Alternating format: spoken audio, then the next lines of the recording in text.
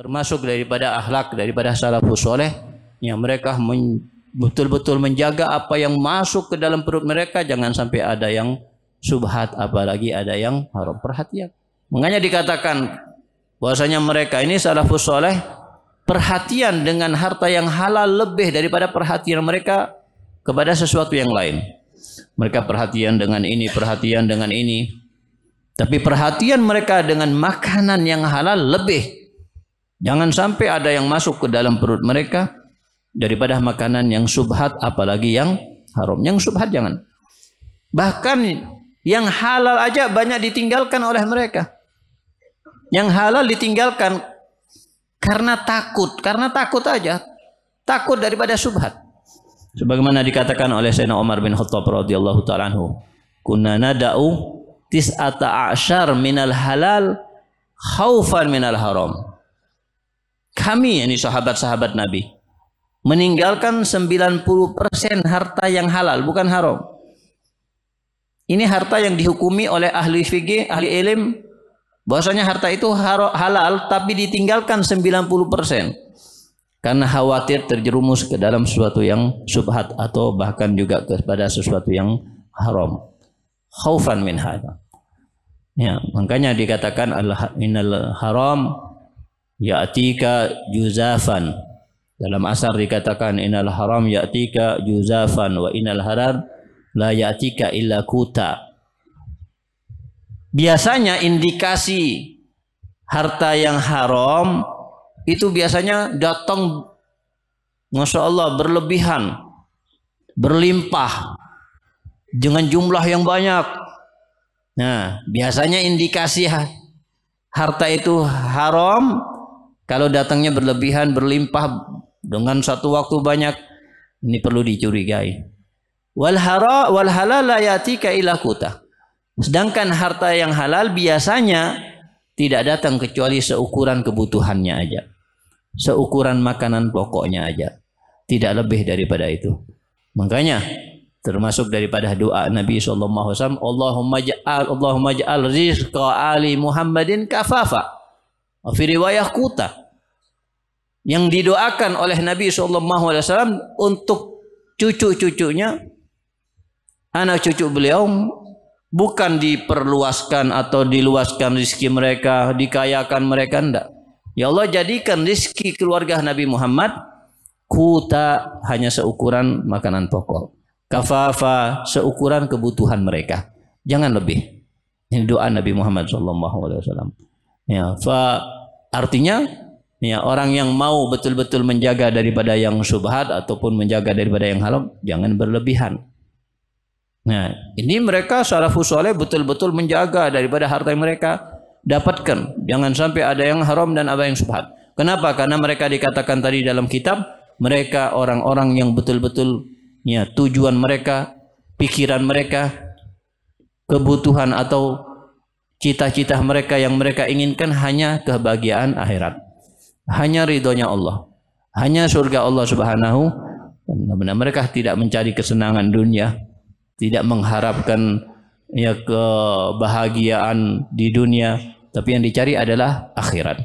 Dan mereka tahu kalau mereka makan yang subhat atau mereka apalagi makan yang haram, yang timbul daripada perbuatan mereka adalah sesuai dengan apa yang mereka makan. Jadi kalau makanannya yang dimakan adalah haram, perbuatannya jadi haram nantinya.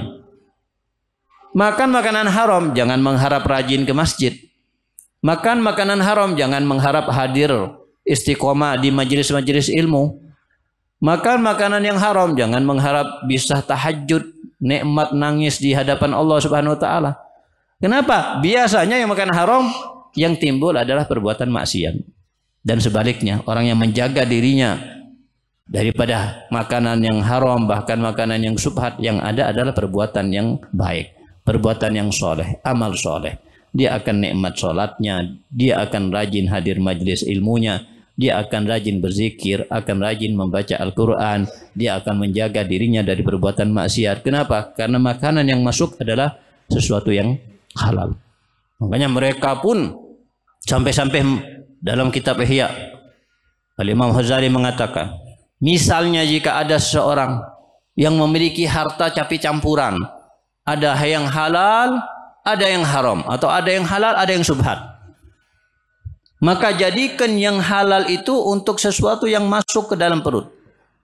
Kalau memang harus dipakai semuanya ya, ini harus kalau ini. Ya, kalau kita mau memilih yang terbaik, tinggalkan yang haram. Tinggalkan kalau perlu hanya syubhat aja kita tinggalkan. Tapi kalau misalnya mau dipakai, jangan syubhat masuk ke dalam perut, apalagi yang haram. Yang masuk ke dalam perut dari yang halal.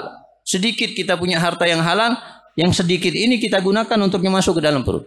Kita gunakan untuk beli beras, kita gunakan beli lauk pauk, kita gunakan beli susu daripada anak kita, karena itu akan masuk ke dalam perut. Yang syubhat kita gunakan beli apa? Beli perabotan rumah, ya kita gunakan untuk beli pintu rumah, kita gunakan untuk atau perlengkapan piring dan lain sebagainya yang tidak masuk ke dalam perut. Kenapa? Karena itu pengaruhnya besar. Apa yang masuk akan memiliki pengaruh dengan apa atau orang yang memakannya. Oleh karena itu, ya tidak heran Sayyidina Abu Bakar Siddiq radhiyallahu taala anhu, khalifah Rasulullah sallallahu alaihi wasallam, yang beliau termasuk menjaganya dalam hal ini ketika datang pembantu beliau atau budak beliau dengan membawa air susu, kemudian ditawarkan kepada tuannya Sayyidina Abu Bakar Siddiq. Sayyidina Abu Siddiq ditawarkan maka menerima dan meminumnya. Setelah meminum banyak daripada air susu tersebut, maka budaknya ini berkata, wahai tuanku, kok tumben Anda biasanya kalau ditawarkan sesuatu pasti Anda teliti. Biasanya Anda akan tanya, dari mana sesuatu ini? Dari mana? Dengan apa? Bagaimana caranya Anda mendapatkan? Dan seterusnya Anda akan tanya. Sampai benar-benar pasti halalnya baru Anda makannya. Tapi tumben kok sekarang ini Anda meminumnya tanpa bertanya terlebih dahulu. Memangnya kamu dapat dari mana ini air susu? Maka si budak tersebut mengatakan, aku pura-pura memiliki ilmu kedokteran, aku pura-pura menjadi dukun, kemudian orang datang untuk berobat, kemudian mereka memberikan kepadaku air susu ini. La ilaha illallah. Ternyata hasil daripada perbuatannya itu. Maka Sayyidina Abu Bakar Siddiq yang sudah meminum air susu yang banyak mengeluarkan apa yang ada di dalamnya. Dengan cara apa? Dimasukkan jari 1, 2, 3 sampai 5 jari dimasukkan ke tenggorokan sehingga memuntahkan apa yang ada di dalamnya. Bahkan muntah keluar semua air susu. Bahkan makanan yang lain keluar semua. Budaknya melihat seakan-akan Sayyidina Abu Bakar Siddiq ini sudah mau mati dengan apa yang dilakukan saat itu. Ya wahai tuanku, Anda seakan-akan sudah mau mati. Katanya Sayyidina Abu Bakar, andai kata aku tidak bisa mengeluarkan apa yang sudah masuk daripada air susu itu kecuali aku mati, akan aku memilih mati daripada membiarkan air susu itu ada di dalam perutku. Karena Nabi Muhammad SAW mengatakan, kullu nahmin nabata min haram fannaru aula bih. Setiap daging seseorang yang tumbuhnya dari makanan yang haram, maka tempatnya yang berhak adalah neraka. Tempatnya yang layak adalah an-nar. Tidak layak untuk masuk surga Allah Subhanahu wa taala. Kalau daging tumbuh di dalam dirinya dari makanan yang haram, dari makanan yang haram, sampai seperti ini menjaganya mereka. Ya, oleh karena itu, ya termasuk daripada akhlak daripada salafus soleh, yang mereka betul-betul menjaga apa yang masuk ke dalam perut mereka, jangan sampai ada yang subhat, apalagi ada yang haram. Perhatian. Yang kita pun juga seharusnya gini. Kalau misalnya kita katakan yang penting al-hukum yahkum bil-zahir. Hukum hanya menghukum dengan yang zahir. Kalau kita mau teliti belum tentu apa yang kita makan menjadi halal. Bisa jadi apa yang kita makan sebenarnya haram. Apalagi di zaman sekarang ini yang banyak riba, transaksi riba di mana-mana. Kita tidak lepas dari bank, ya kan? Kita beli ini dengan uang dari bank. Kita ini uang bank. Semuanya kembali kepada bank. Banknya sendiri melakukan transaksi ribawi. Suatu yang haram. Makanya sudah dikatakan jauh-jauh hari, kalian akan makan riba. Di akhir zaman kalian tidak bisa lepas daripada riba. Kalau tidak memakan langsung ribanya, kalian akan mencium riba tersebut. Ya, makanya kita berusaha aja dengan tanpa kita berlebihan untuk menggunakan dan memakan harta yang diberikan oleh Allah, tapi berusaha sebisa mungkin untuk harta yang kita dapatkan dengan cara yang halal.